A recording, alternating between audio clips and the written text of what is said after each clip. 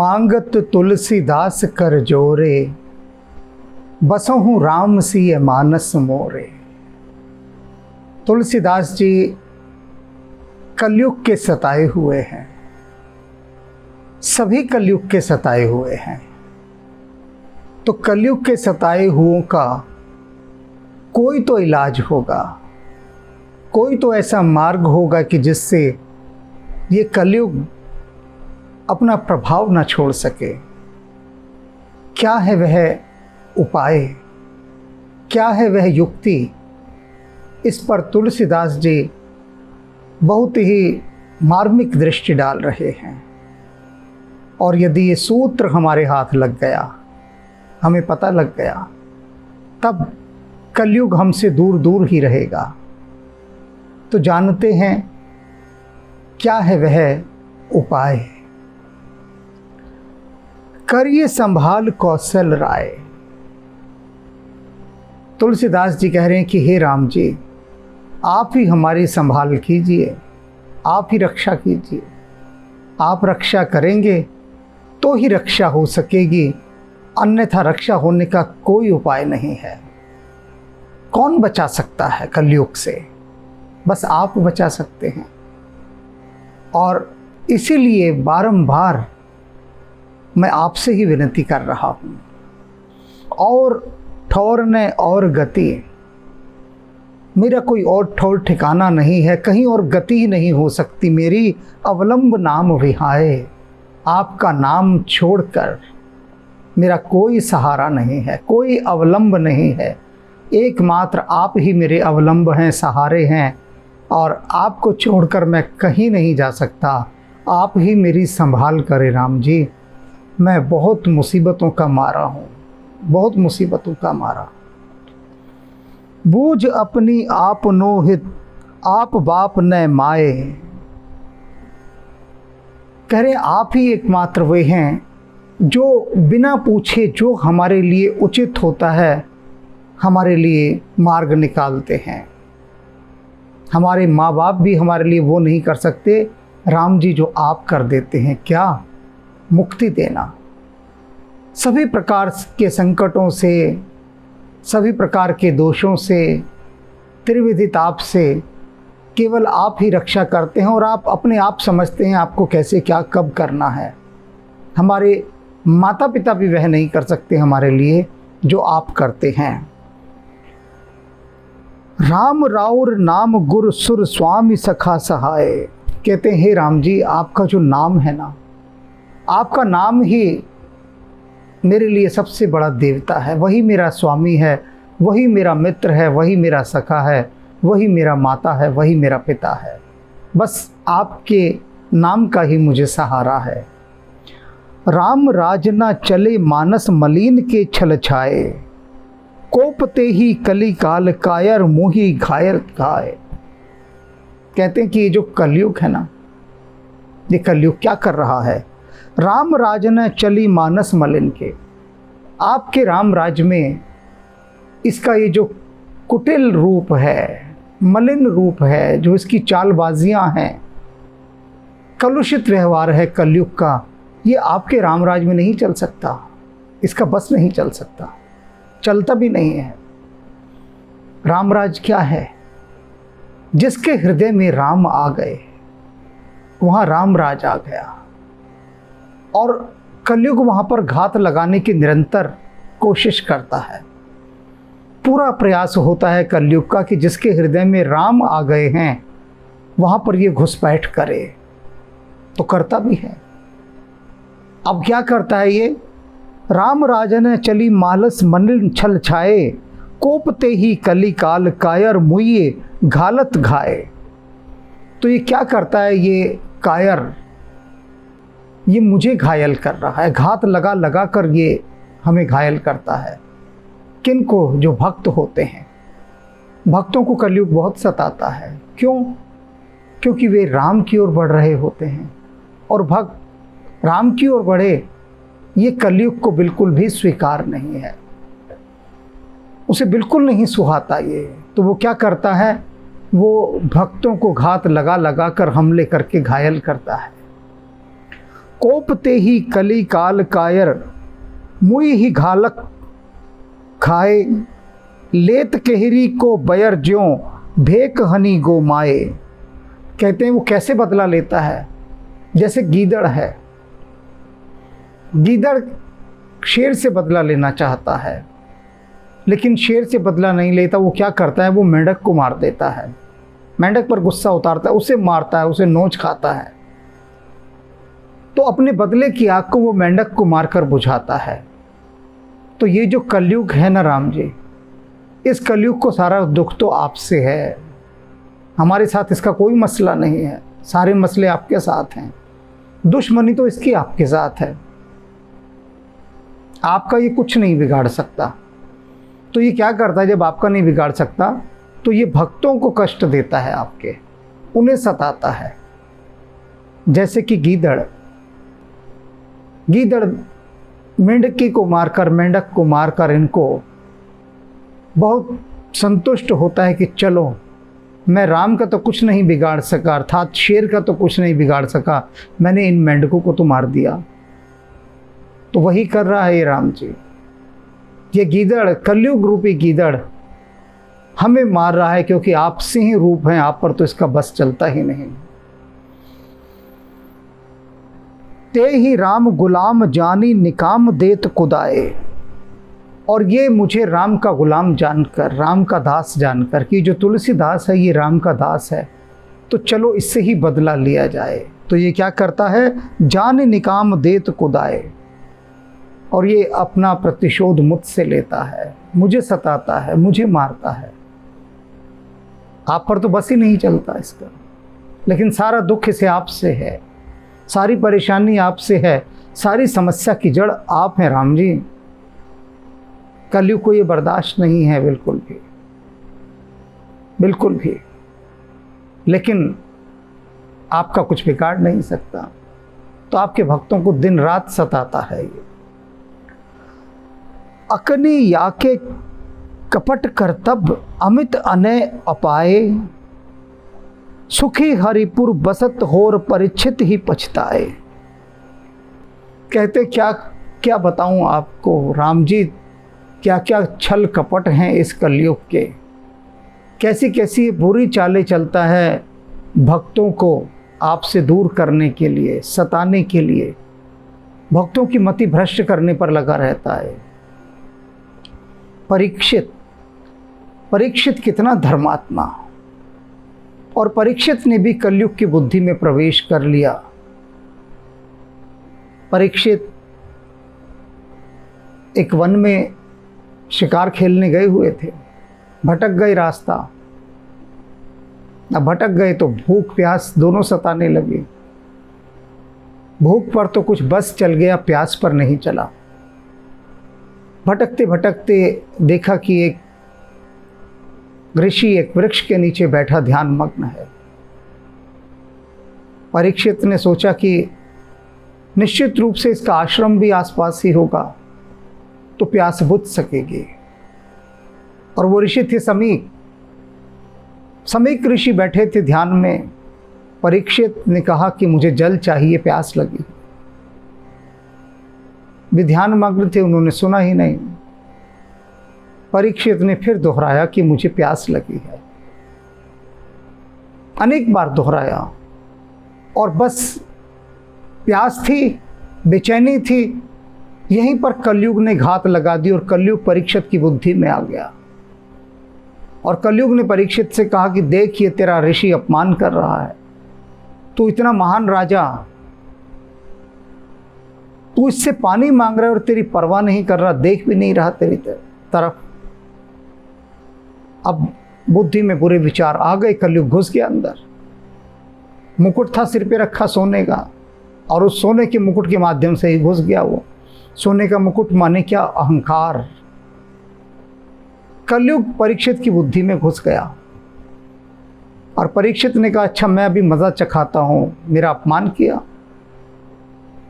पास एक मरा हुआ सांप पड़ा था, परीक्षित ने उठा के समीक के गले में डाल दिया, मरा हुआ सांप। वहीं एक बच्चा देख रहा था ये सब चीज, आश्रम का बच्चा। उसने जाकर सारी घटना समीक के पुत्र को बताई कि इस तरह से तुम्हारे पिता पर उस राजा ने मरा हुआ सांप डाल दिया। समीक पुत्र उस समय नदी में स्नान कर रहा था। उसने वहीं पर नदी का जल लिया अपने हाथ में और कहा कि जिस राजा ने मेरे पिता के गले में मरा हुआ सांप डाला है, उस राजा को 7 दिन के भीतर तक्षक नामक सर्प डस लेगा, खा जाएगा, भस्म कर देगा। वह तक्षक सर्प जो पक्षी के समान उड़ता है। अब शाप लग गया परीक्षित के। ऋषि की आंख खुली, ऋषि ने सब जान लिया। ऋषि ने अपने पुत्र से कहा कि परीक्षित तो बहुत धर्मात्मा राजा है, उसे शाप नहीं देना चाहिए था। लेकिन ऋषि पुत्र ने कहा कि अब तो मैंने शाप दे दिया। आगे की कथा अलग कथा है, लेकिन कहने का अभिप्राय क्या कि तुलसीदास जी कह रहे हैं कि परीक्षित कितना धर्मात्मा राजा, लेकिन उस धर्मात्मा राजा के भीतर भी कलयुग ने क्रोध के माध्यम से प्रवेश किया। कलयुग जब भी भीतर प्रवेश करता है ना, क्रोध के माध्यम से करता है। क्रोध को अपना हथियार बनाता है। जो सेंध लगाता है क्रोध के माध्यम से लगती है और उसको कोई रास्ता दिखाई नहीं देता, रास्ता है भी नहीं। क्रोध क्यों रास्ता है? क्रोध फास्टेस्ट वे है, यानी सबसे तीव्र गति से जाने वाला रास्ता। बुलेट ट्रेन की तरह, सुपरसोनिक की तरह काम करता है क्रोध। सीधी तबाही लाता है और कुछ नहीं। और इसलिए कलयुग सबसे पहले क्रोध को चुनता है। सबके अपने अपने हथियार हैं ना, अपने अपने। तो कलयुग का हथियार सबसे पहला है क्रोध। तुलसीदास जी कहते हैं कि देखें प्रभु मेरे राम जी, परीक्षित कितना संस्कारित, कितना धर्मात्मा राजा, जो किसी का कभी अहित करने का भी नहीं सोच सकता, उसके भीतर भी ये कलयुग ने जाकर देखो उनसे एक ऋषि का अपमान करवा दिया और उनके विनाश का कारण बना। तो ये कलयुग इस प्रकार से आपके उन भक्तों पर जो धर्मात्मा हैं, पवित्र हैं, निरंतर आपके ही राम राज्य में रहते हैं, उनको वो इस तरह से घात लगा लगा कर मारता है। गीदड़ है, आपके भक्त मेंढक के समान है, ये गीदड़ उन मेंढकों को मार देता है। आप सिंह के समान है, आपका बदला ये इस तरह से लेता है। आपसे जो इसको नफरत है, जो खुन्नस है, वो इस तरह से भक्तों पर उतारता है, सता सता कर भक्तों को। कृपा सिंधु बिलो किए, जन मन की सांस तिसाए, शरण आयो देव दीन दयाल देखन पाए। कहते हैं तुलसीदास जी, हे दीन दयाल, मैं तो आपकी शरण में आया हूँ आपके चरण कमलों के दर्शन करने के लिए। मेरी सांसें अटकी पड़ी हैं इस कलयुग के कारण। इस कलयुग के कारण मैं भय से कांपता हूँ, ये पता नहीं कब मेरा कैसे अहित कर दे। तो आप ही बिलोकिए, आप ही इधर देखिए, कृपा दृष्टि कीजिए तो मेरी बात बन जाए और मैं आपके चरण कमलों के दर्शन कर सकूं, क्योंकि ये कलयुग नहीं चाहता कि मैं आपके चरण कमलों के दर्शन कर पाऊं, ये बाधा पहुंचाता है। निकट बोल न बरजिए, बलि जाऊं हनिये नहाए, देख ही हनुमान गोमुख नाहर नीक न्याय। अब राम जी कलयुग को कुछ भी नहीं कह रहे हैं। तुलसीदास जी ने सारी बातें गिना दी, बता दी कि किस तरह से ये कलयुग सता रहा है हमें। तो कहते हैं राम जी से कि निकट बोली ने बरजिए, कि मैं चाहता हूं कि आप इसे बुलाकर डांट दीजिए कलयुग को, लेकिन आप ऐसा नहीं करते हैं। आपको बड़ी दया आती है कलयुग पर, जो आपके भक्तों को भी मार रहा है, उस पर भी देखिए आपको दया आती है। कितनी कितनी बार हमने विनती की कि प्रभु एक बार बुलाकर डांट दीजिए। हमने तो केवल डांटने के लिए कहा है, मारने के लिए तो कहा ही नहीं, लेकिन आप उसे कलयुग को बुलाकर डांटते भी नहीं हैं। बलि जाऊं हनिये नहाए, बलिहारी जाता हूं मैं आप पर कि आप कलयुग की हाय हाय भी नहीं सुन सकते। क्योंकि यदि आप कलयुग को डांट देंगे तो डर के मारे हाय हाय मर गया करके चिल्लाएगा। आपसे इतना भी नहीं देखा जा सकता, इसलिए आप उसे कुछ नहीं कहते। मैं बलिहारी जाता हूं आप पर कि आप ऐसे अधम नीच पापी कलयुग को भी प्रेम का पात्र बनाए हुए हैं, उसे भी नहीं डांटते। मत डांटिए, छोड़िए, कोई बात नहीं। एक काम कर दीजिए, बस क्या कर दीजिए, देखिए देखिए हनुमान गोमुख नाहर नहीं के न्याय। आप कुछ मत कहिए, बस हनुमान जी की तरफ देख लीजिए, इशारा कर दीजिए हनुमान जी को। अपनी आंखों से हनुमान जी को इशारा कर दीजिए। क्या कहिए, कहिए कि हनुमान जरा देख भैया, ये तुलसीदास क्या कह रहा है, जरा सुलझा इसकी समस्या। बस आपको कुछ नहीं करना, आप रहने दीजिए, बस हनुमान जी को आप कह दीजिए। और जब आप हनुमान जी को कह देंगे तो वे क्या करेंगे, वो इस कलयुग की तरफ ऐसे देखेंगे जैसे शेर गाय की तरफ देखता है। शेर अगर गाय को देख ले तो गाय की जो हालत होती है उसे यहां व्यक्त नहीं किया जा सकता। गाय खड़ी खड़ी ही मर जाती है शेर के देखते ही। तुलसीदास जी कह रहे हैं कि आप राम जी हनुमान जी से कह दीजिए कि वे बस कलयुग को एक बार देख भर लें।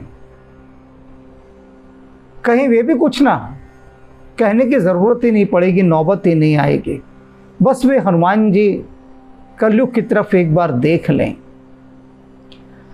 अरुण मुख, उनका वो जो लाल मुख है हनुमान जी का, भ्रू विकट, उनकी भ्रुकुटियाँ जो टेढ़ी होंगी, जब टेढ़ी भ्रुकुटियों से लाल मुख से, पिंगल नयन, पीले रंग के नेत्र, रोष कषाय, गुस्से के कारण ये सब चीज़ें उनकी लाल हो चुकी होंगी।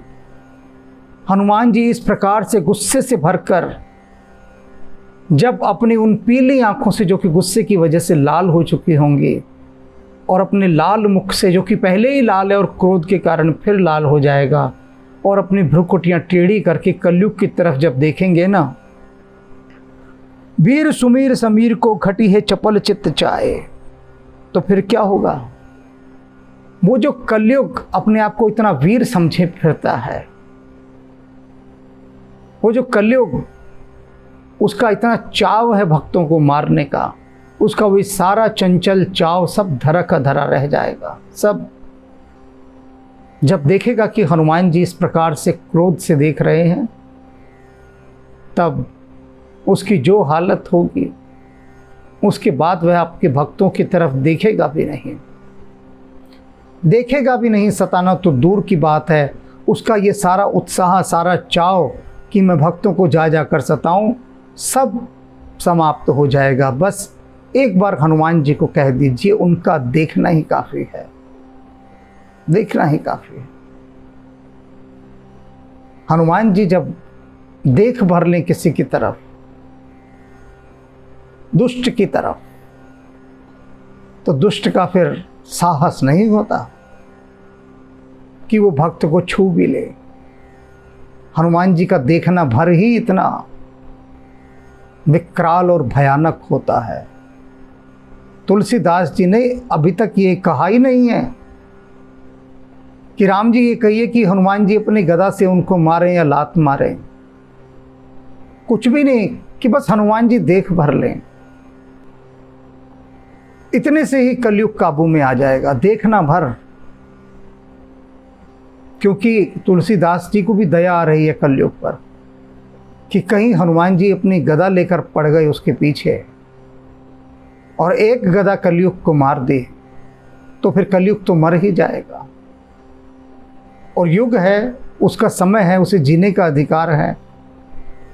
तो बस थोड़ा सा आंख का इशारा ही काफ़ी है। बिनय सुन बिहसे अनुज सो बचन के कही भाए। तुलसीदास जी की ये विनय सुनकर रामचंद्र जी हंसने लगे और हंसकर लक्ष्मण जी को कहते हैं कि देख रहे हो लक्ष्मण, ये तुलसीदास कितना चतुर है। प्रसन्न होकर राम जी कहते हैं तुलसीदास जी की बात सुनकर लक्ष्मण से कि देखो लक्ष्मण, तुलसी की चतुराई देखो। भली कही कहियो लखन हूँ हंसी बने सकल बनाए। लक्ष्मण जी हंसते हैं और हंस के कहते हैं हे मेरे प्रभु, हे राम जी, भली कही, ठीक ही तो कह रहा है ये तुलसीदास, ठीक ही तो कह रहा।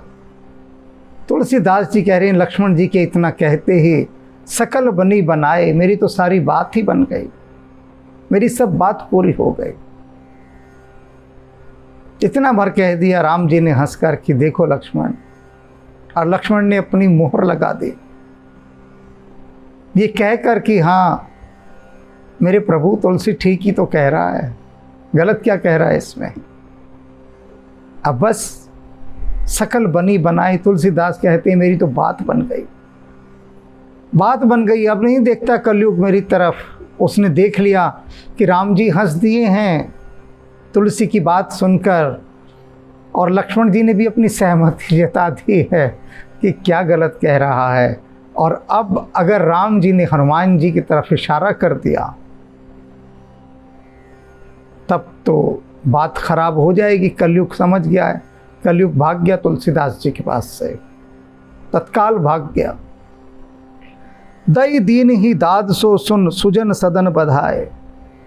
चारों तरफ से देवता संत इत्यादि सब तुलसीदास को बधाइयाँ देने लगे। चारों तरफ से बधाइयाँ आने लगे कि तुलसी कमाल हो गया, तेरी तो बात बन गई, राम जी ने तेरी सुन ली। हर तरफ से बधाइयाँ आ रही हैं तुलसी को।